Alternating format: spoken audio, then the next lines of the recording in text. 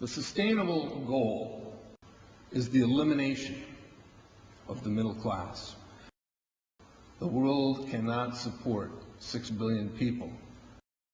But you see, the plan behind sustainable development includes population control. It's a program for land use control, education control, and population control. The leaders of the sustainable movement say that the world's human population should not exceed 500 million people. That's a 93% reduction of today's population levels. In 1992, while the Rio Conference was going on, George Bush, then president, was there. He was just offshore in Prince Charles's yacht, where he executed the Agenda 21 protocols on behalf of the United States and brought it back to Washington, D.C. Within a year, Bill Clinton, by executive order, established the President's Council for Sustainable Development.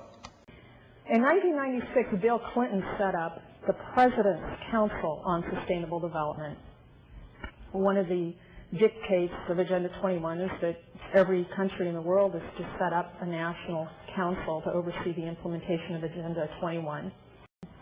I've listened to Gorbachev explain, we are writing a new set of 10 or 15 commandments to replace the original 10.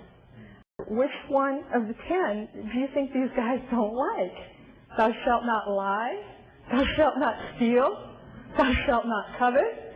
Because I'll tell you what, these people have lied to us. They're in the process of stealing all of this nation's natural resources, and they covet everything you have left.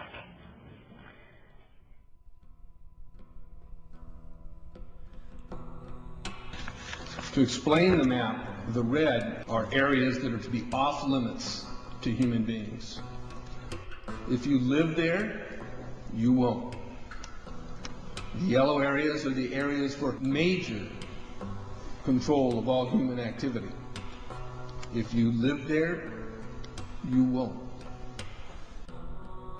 The black dots are the smart growth zones. That's where human beings are to be stacked and packed in small living units along rail tracks.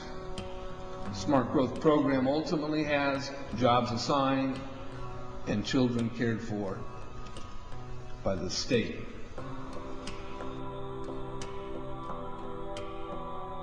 And in conjunction with Codex Alimentarius, food will be limited and water consumption will be decreased to 10 gallons per day per person. That is over a 90% reduction in people's average daily water consumption. And along with shortages of food and water, the food we will be provided with will be genetically manipulated and nutrient deficient. Genetic manipulation of food causes complications in metabolizing and utilizing food for energy. In June of 2003, scientists reported that the gene sequence of the inserted genes into crops had actually changed their order. They had re-scrambled. So the genetic inserts are not stable.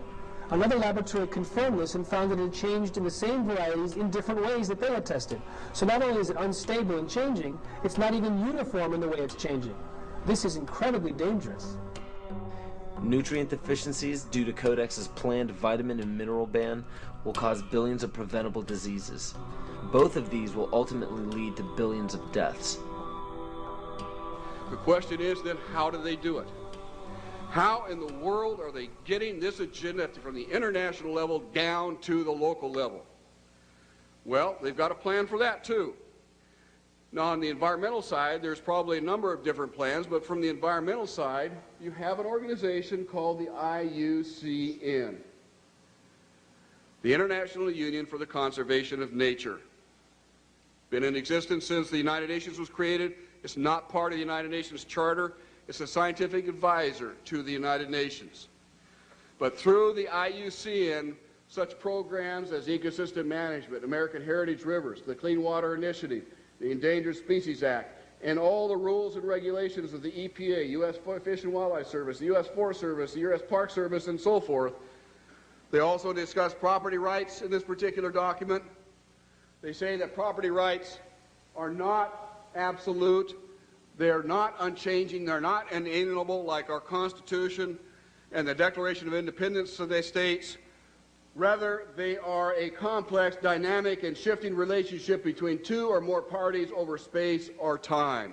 In a biocentric approach, says the IUCN, the rights of nature are defended first and foremost on the grounds of the intrinsic value of animals, plants, rivers, mountains, and ecosystems, rather than simply on the basis of the utilitarian value or benefit to human beings. In other words, nature comes first. Nature's needs comes before man's needs.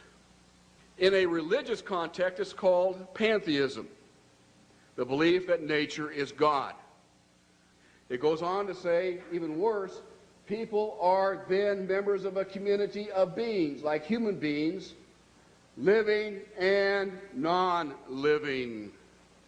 So a rock is now elevated up to the status of a human being, and they are both equal in the eyes of this belief system. It's not hard to imagine that if you believe that humans are the cause of all the Earth's problems, that we're overpopulated. They give two solutions, and only two, to this problem. The first is that it's estimated that an agricultural world in which most human beings are peasants should be able to support 5 to 7 billion people. Well, folks, we have 6 billion people right now.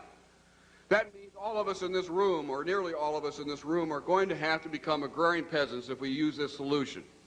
In contrast, they go on to say a reasonable estimate for an industrialized world society at the present North American material standard of living would be 1 billion people. So if we wanted to maintain our current standard of living, we would have to reduce the Earth's human population by somewhere around 70%. In 1970, just 3 years after the publication of the Iron Mountain Report, which calls for, if we're going to create a world government, we can no longer use war as a mechanism to cause fear amongst populations and therefore allow us to control the behavior of populations through fear. And they settled on, in 1967, in their publication called the Iron Mountain Report, the environmental holocaust. In 1970, 3 years after that publication, Foreign Relations began to publish a series of articles describing the ecological holocaust that was facing the world. And in this particular issue, the first issue done by George Kennan to prevent a world disaster, where it sums up in 3 points that the eco-crisis is a global threat so great that it endangers all of life on Earth.